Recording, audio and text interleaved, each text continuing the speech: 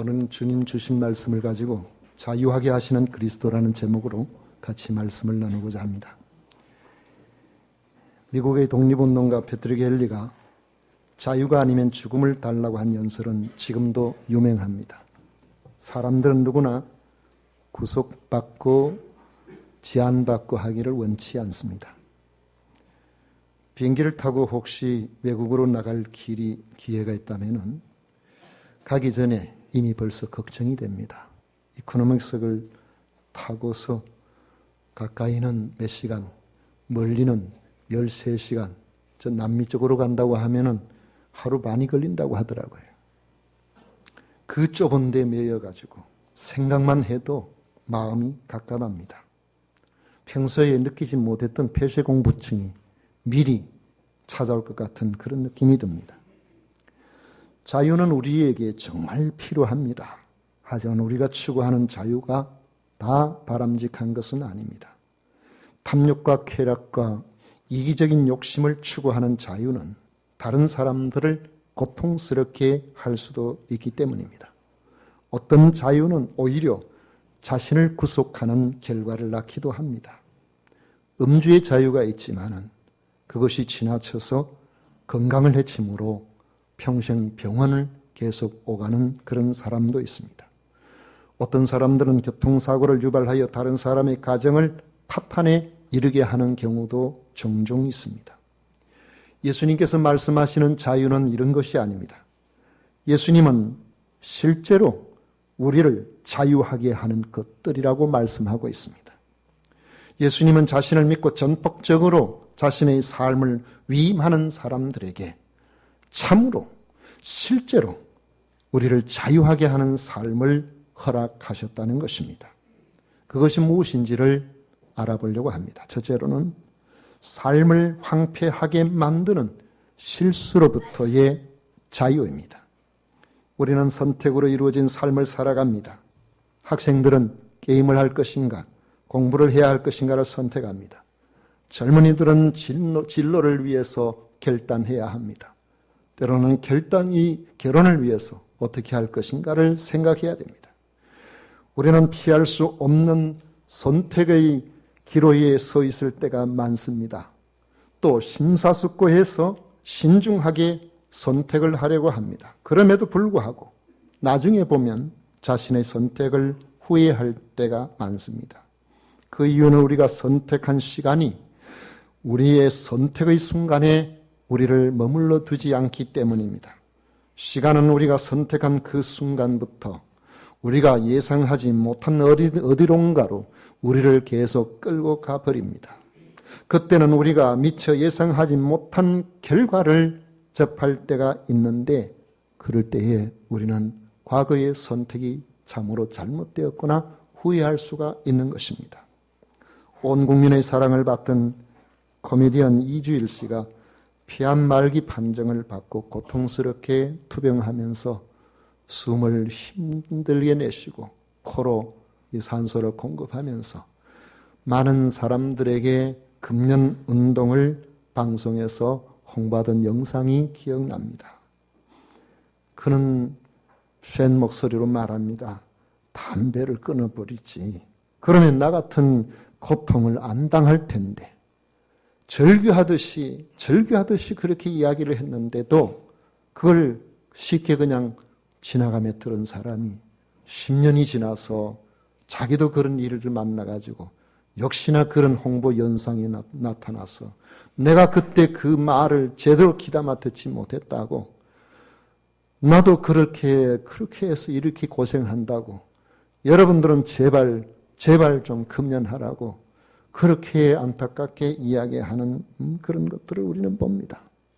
수십 년의 흡연 선택이 폐암 말기 판정을 받고 허덕이며 고통을 당하면서 비로소 내가 잘못했구나 그런 것을 알게 되었다는 것입니다.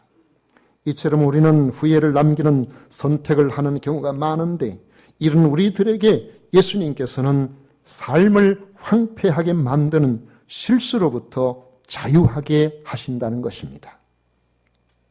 주의 말씀을 따르면 삶을 황폐하게 만들 수 있는 잘못된 선택으로부터 우리가 자유로워질 수가 있다는 것입니다. 인생의 무지와 불확실성은 스스로 아무리 지혜롭다고 해도 우리로 하여금 온전한 방향을 설정할 가능성이 없게 합니다. 참 지혜는 우리에게 있는 것이 아니고 예수 그리스도 안에 있습니다. 이런 예수님께서 우리 가운데 오셔서 하시는 말씀입니다. 너희가 내 말에 거하면 참으로 내 제자가 되고 진리를 알지니 진리가 너희를 자유롭게 하리라. 요한복음 8장 12절에 예수님께서는 이렇게 말씀하십니다. 나는 세상의 빛이니 나를 따르는 자는 어두움에 다니지 아니하고 생명의 빛을 얻으리라. 예수님 안에는 우리에게 필요한 진리와 우리가 나아가야 할 밝은 빛이 있습니다. 이것은 하나님과 사람에 관한 진리입니다. 삶과 죽음에 관한 진리입니다. 옳은 일과 그런 일에 관한 진리입니다.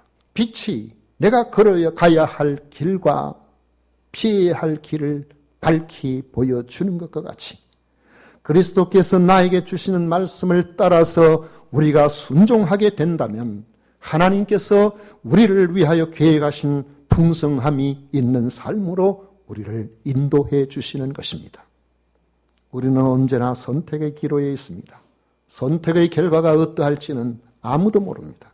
그런데 주님의 말씀을 따라 순종하는 선택은 시간이 지나서 어떻게 될지를 걱정할 필요가 없다는 것입니다.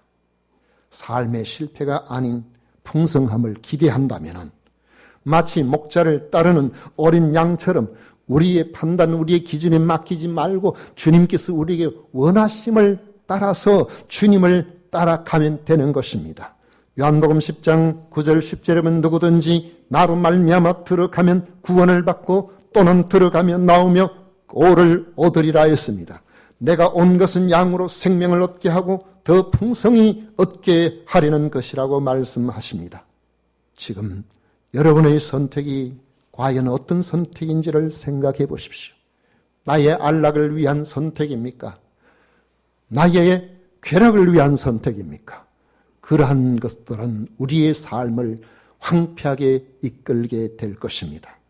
그러나 비록 내 생각에 지금 당장 나에게는 불편하고 나에게는 좀 어렵지만은 주님께서 내게 원하시는 바라고 생각한다면 주님으로 말미암아 사는 길이라고 한다면 주님의 기뻐하심을 따라 선택한다면 여러분의 삶은 황폐한 인생이 될 것이라는 염려로부터 자유하게 될 것입니다. 하나님의 크신 은혜가 여러분의 삶을 인도해 주시기 때문에 그렇습니다. 두 번째로는 마음을 억누르는 무거운 짐으로부터 자유하게 하신다는 겁니다. 주님은 무거운 짐진 자들아 다 내게로 오라고 말씀을 하셨습니다. 그래서 주님께 나온 사람을 무거운 짐진 자의 모습으로 종종 표현합니다. 존 번연의 철로역정에 보면 무거운 짐을 등에 지고 하늘나라를 향하여 가는 순례자의 모습이 나옵니다. 그런데 그 짐이 가벼워지지 않고 점점 더 무거워집니다. 저는 예수님을 만난 이후에 여러 번 바뀌는 제 심령을 경험한 적이 있습니다. 청소년 때 예수님을 알고 예수님에 대해서 깊이 안 것도 아니죠. 그냥 부흥회에 하나님이 계신다, 예수님이 계신다 이런 정도만 알았는데 그 당시에 1년 이상을 괴롭히던 힘들게 하던 병에서 치유를 받았을 때 정말 예수님이 계시는가 보다. 그때 제 마음에 기쁨이 왔습니다. 그리고 예수님께서 나를 모든 죄에서 건지기 위한 구원의 주로 십자가에 달리셨다는 사실을 알았을 때에 구원에 대한 그 믿음이 제 마음속에 찾아왔습니다. 그리고 어느 날 내가 하나님의 자녀라는 사실을 알게 되었을 때에 이전에는 의기소침하게 다녔는데 천지만물을 창조하신 그 하나님이 나의 아버지가 되신다는 사실에 갑자기 가슴이 피어지는 것을 느꼈습니다. 그런데 그것도 잠시고 그 이후에 나의 삶 속에 보니까 그렇게 좋은 일만 생기는 것이 아니었습니다. 육체의 질병이 찾아올 때도 있었고 계획하고 나아가는 일들이 끊임없이 실패로 거듭되는 일들도 있었고 때로는 다른 사람들이 보면 아무것도 아니라고 생각할 그런 일들이 내 마음속에 하나님 앞에서 양심의 가책으로 찾아올 때가 많았습니다. 어느 순간에 예수님을 믿는 것이 내게 기쁨이 아니고 부담이고 고통이고 힘든 짐이 되어 있는 것을 보게 된 것입니다. 내 자신의 삶이 변화가 되지 아니하고 일이 잘 풀리지 아니하고 힘들어질 때 불안하고 갑갑하고 어떻게 해야 될지 내 인생 앞에서 힘들어지는 그런 모습들. 전지전능하신 하나님께서 나의 생각, 나의 일거수, 일투족을 다 보고 계신다는 사실은 내 삶을 얼마나 불편하게 하는지를 모릅니다. 하나님의 사람답게 살지도 못하고 그렇다고 세상 사람처럼 그렇게 살지도 못하고 이르지도 못하고 저리지도 못하는 중간자의 신세가 되어버리고 말았던 것입니다. 항상 무거운 마음이죠. 주님을 믿었는데 내 짐은 가벼워지는 것이 아니라 점점 더 무거워지고 있다는 것을 느낀 겁니다. 작은 죄라고 가책이 적어지는 것도 아닙니다. 남들이 보기에는 아무것도 아닐지 몰라도 내게는 큰 가책으로 다가옵니다. 남들이 보지 않는다고 가책이 없어지지도 않습니다. 불꽃 같은 눈으로 나의 모든 것을 보고 계실 하나님을 생각하면 차라리 하나님이 안 계셨으면 내가 예수님을 믿지 않았더라면 내 마음이 좀 편하지 않았을까? 이런 생각도 들었습니다. 왜 그럴까요? 하나님께 자신을 전적으로 맡겨드리지를 않았기 때문에 그런 겁니다. 이런 사람은 양심의 가책을 느끼도록 하나님께서 만들어 놓으셨습니다. 사람의 마음속에 있는 깊은 양심의 가책은 그 누구 때문에 생기는 것이 아니라 하나님께서 우리 스스로 마음속에 깊이 느껴지도록 하셨던 겁니다.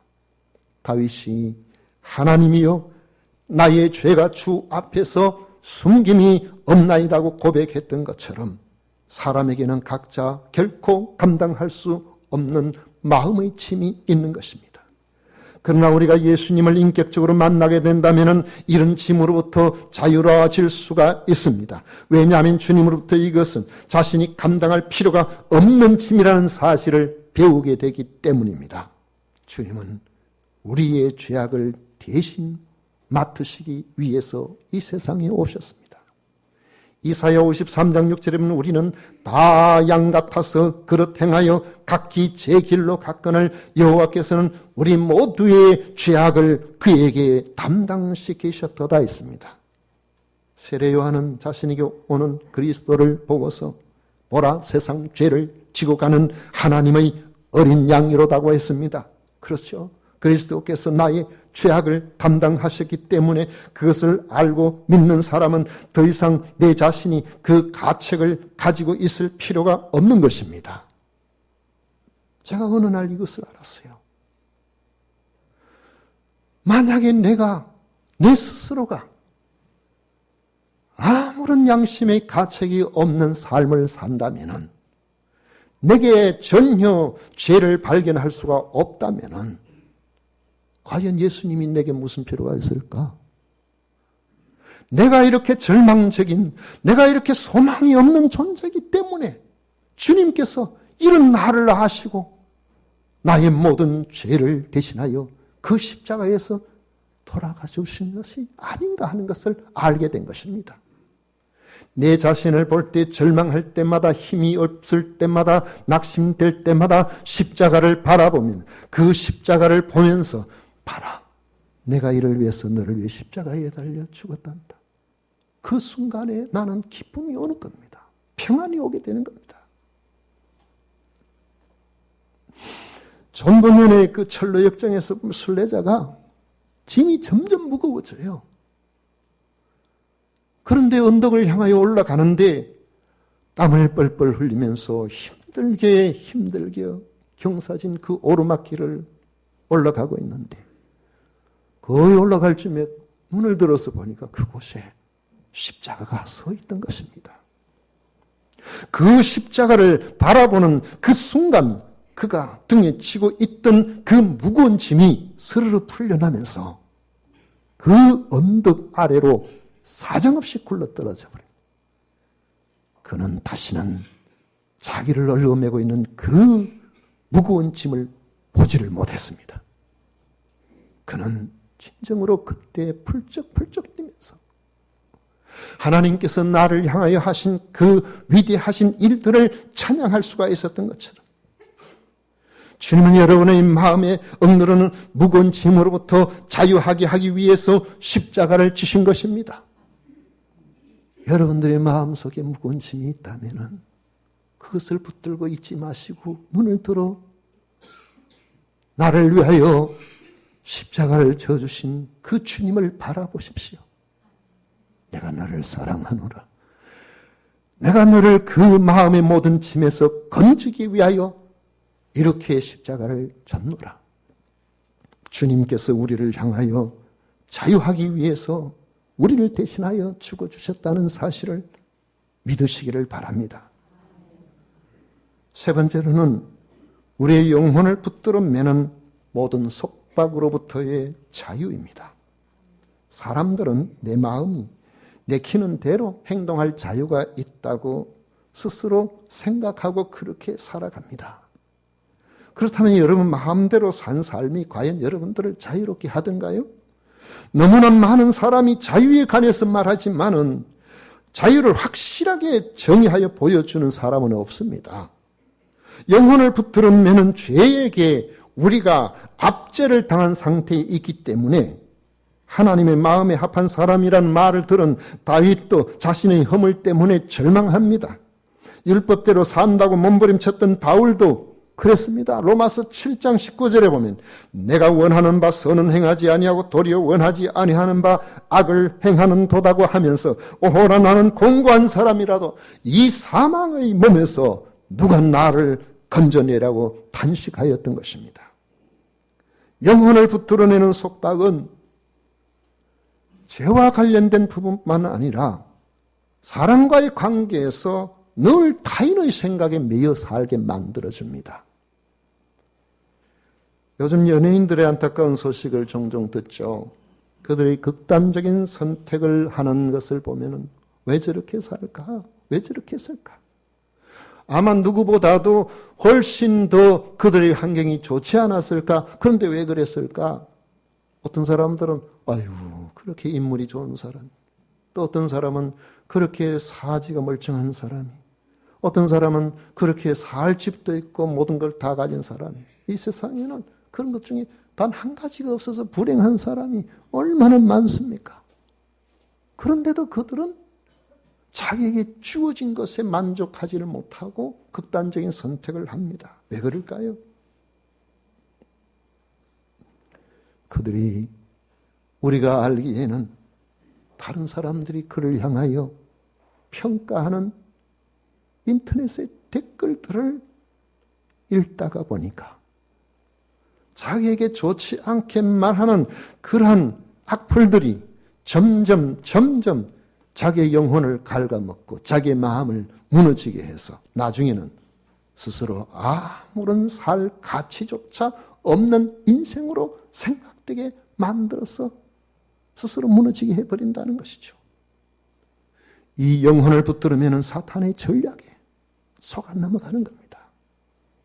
사람들은 자신을 자유인이라고 생각합니다. 그 자유를 스스로 누리며 살 수 있는 사람처럼 생각합니다. 그렇지만 그것은 자신의 마음이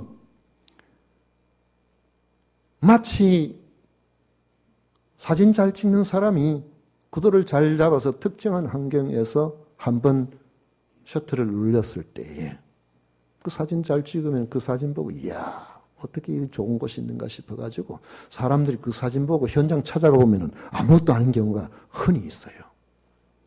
마치 그 사진처럼 평소에 그 속에 스스로 마음이 고요하다, 스스로 괜찮다, 좋다 생각할 때에 작은 호수의 고요한 그런 수면처럼 생각할 때 이야기라는 것이죠. 그러나 아무리 작은 호수라고 할지라도 항상 고요한 경우는 없습니다. 누군가 작은 돌만 하나 던져도 파문이 일어나 버립니다. 우리는 자신의 잘못된 습관, 남들이 자신에 대해서 어떻게 생각할까 하는 평가, 나를 정확하게 알지도 못하고 말하는 그 말 한마디, 또 돌이킬 수 없는 우리들의 일의 결과, 사실 지나버리면 아무것도 아닌 일인데도 불구하고 이런 것들에 쉽게 속박되는 존재입니다. 우리는 사실은 전혀 자유로운 존재가 아닌 거예요. 허물과 죄로 죽은 인생은 이런 속박에서 스스로 벗어날 수가 없는 연약한 존재인 것입니다. 그런데 그리스도께서는 이런 속박의 상태에서 우리를 자유롭게 하기 위해서 이 땅에 오셨습니다. 이런 속박에서 벗어나도록 하기 위해서 십자가에 달려 돌아가셨습니다. 그리고 부활하심으로, 그 부활의 능력으로 우리의 삶을 부유하게 하기 위하여 우리의 삶에 실제적으로 들어오시는 겁니다.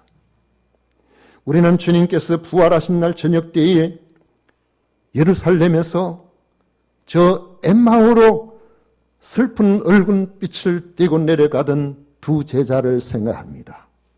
누가복음 24장 나오지요. 글로바와 또 한 제자입니다.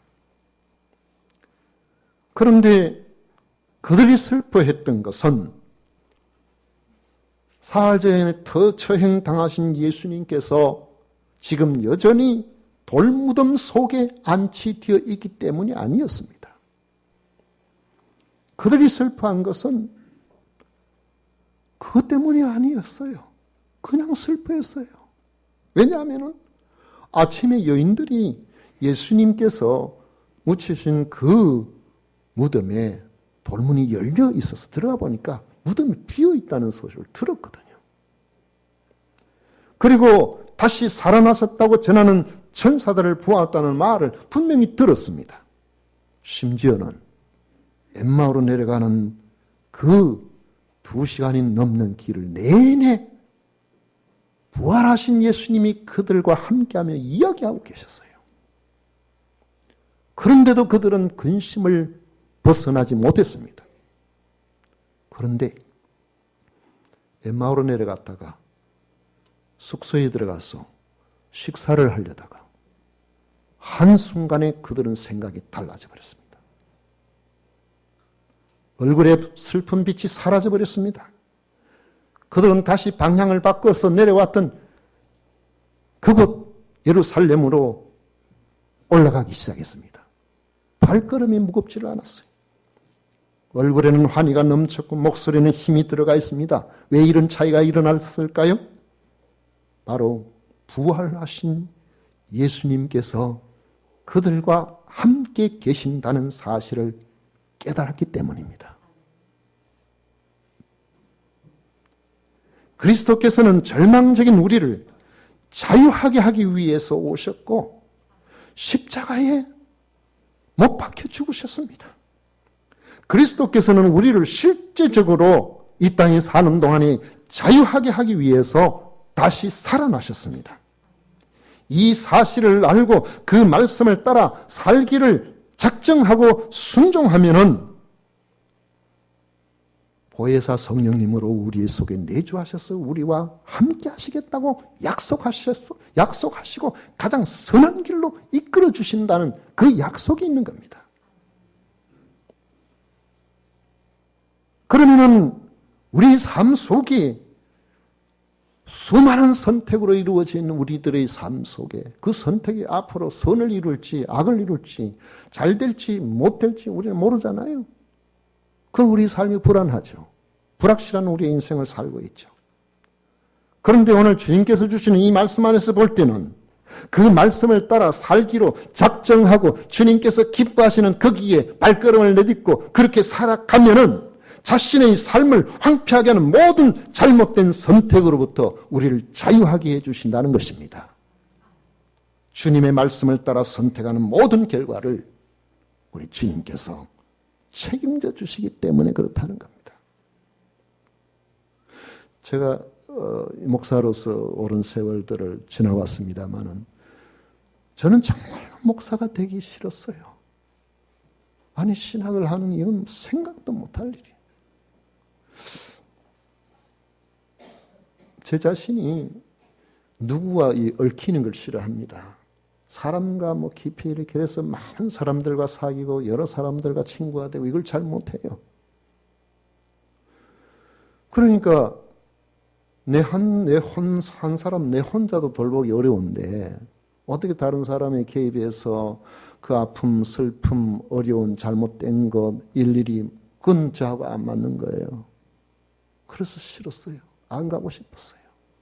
그런데 하나님께서 갈 수밖에 없도록 나중에는 마지막에 건강이 상하여 아무것도 할 수 없는 상황이 되고 주변에 계속 기도하는 사람들을 통해서 신학을 하라는 이러한 콜이 와서 결국에는 순종을 했습니다.